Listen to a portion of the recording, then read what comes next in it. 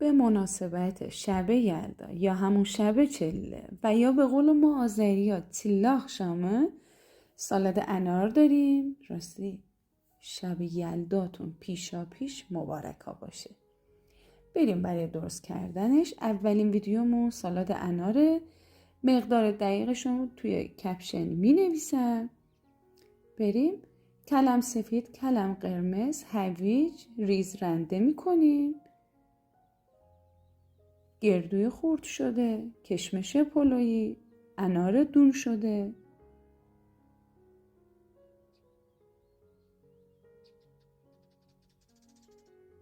یه هم میزنیم نه مخلوط میکنیم موادو. نمکم به مقدار نیازتون، سس مایونز. خوب مواد رو مخلوط میکنیم. سسمون به خورده هویج و کلم و بقیه مواد بره. بعد میریزیم داخل یک کاسه گرد. پرش کنید. با دستمون فشار میدیم محکم تا منسجم بشه سالادمون. بعد برمیگردونیم داخل ظرف سرومون.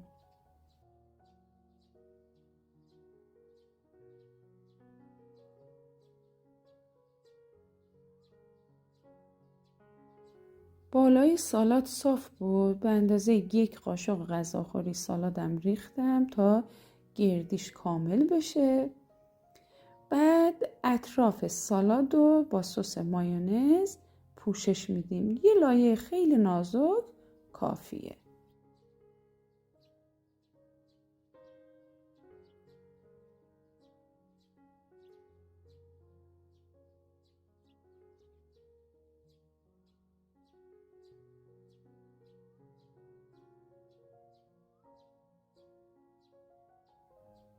کلاهک انار که دون کردم کلاهکشو برداشتم برای تزیین سالادم. با دونه های انارم سالادمون رو پوشش میدیم. شما میتونید با لبوی پخته شده برنده شدن سالاد رو پوشش بدید. همین. اینم از سالادمون. میذاریم داخل یخچال تا خودشو خوب بگیره. 1-2 ساعت بعد سروش کنید. حالا بریم برای ژله هندونه. چند قطره روغن رو میریزیم داخل قالبی که استفاده میکنم پلاستیکیه. شما میتونید از قالبای سیلیکونی شدن اینا هم استفاده کنید. 1 بسته پودر ژله قرمز، من از ژله توت فرنگی استفاده کردم. 1 لیوان آب گرم هم میزنیم تا ذرات ژله حل بشه. شیر نصف لیوان.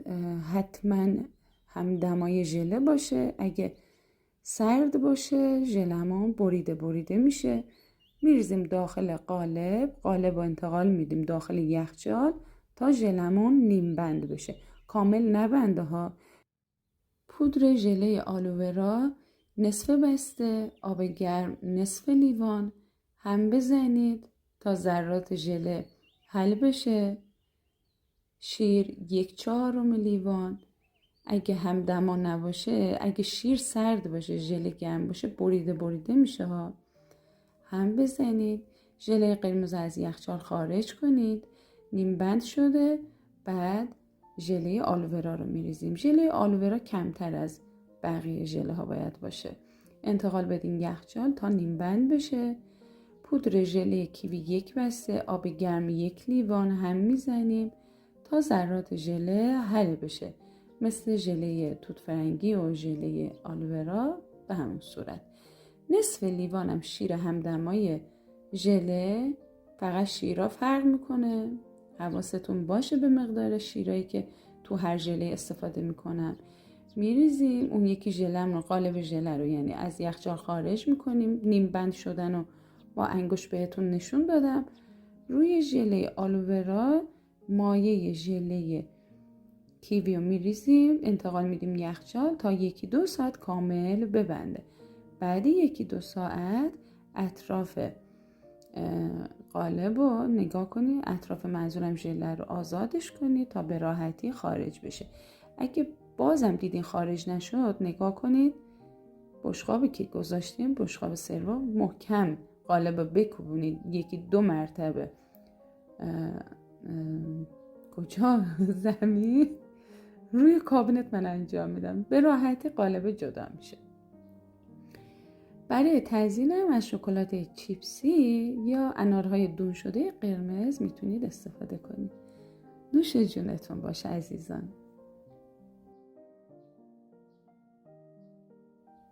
به به، ببینید چه رنگی داره. به جای شیره نبات، خود نبات، شکر و عسل یه چیز دیگه اضافه کردم. بریم ببینیم که در ادامه میخوایم چیکار کنیم. لبو میخوایم هر چقدر که خودتون دوست داشتین، 1 کیلو 2 کیلو چند تا دونه تمیز حسابی بشورین، بعد پوستشو بگیرین، به این ضخامت برش بزنید. لبوهای درشت، لبوهای کوچولو رو ریز و سالمی برش نزنید. میچینیم داخل قابلمه، روش آب جوش میریزیم، نه آب سرد. ببینید سالمی ریزا. شاید بگی رویا چرا پوستشو گرفتی؟ حقیقتش من وقتی سرو میکنم یه تلخی ریزی رو حس میکنم، به خاطر همین پوستشو گرفتم. خب میذارم روی گاز، شعله خیلی ملایم باشه، 2-3 ساعته کامل پخته میشه. بعد پخته شدن من 2 قاشق غذاخوری سرپل بهش شیره انگور اضافه کردم. الان میگین رویا خب لبو خودش شیرینه نیازی نیستش. خب اون شیرینی رو کامل نداره مثل چغندر، به خاطر همین شما میتونید حذفشم کنید. 20 دقیقه دیگه هم بهش زمان میدیم تا اون شیره بره خورد لبو. بعد میکشیم داخل ظرف سرو. اینم از ویدیو امروزمون. سپاسگزارم از همراهی قشنگتون که تا انتهای ویدیو با من همراه بودید. اگه ویدیو رو دوست داشتین ممنون میشم که لایک کنید. تا ویدیوهای بعدی، خدا نگهدار.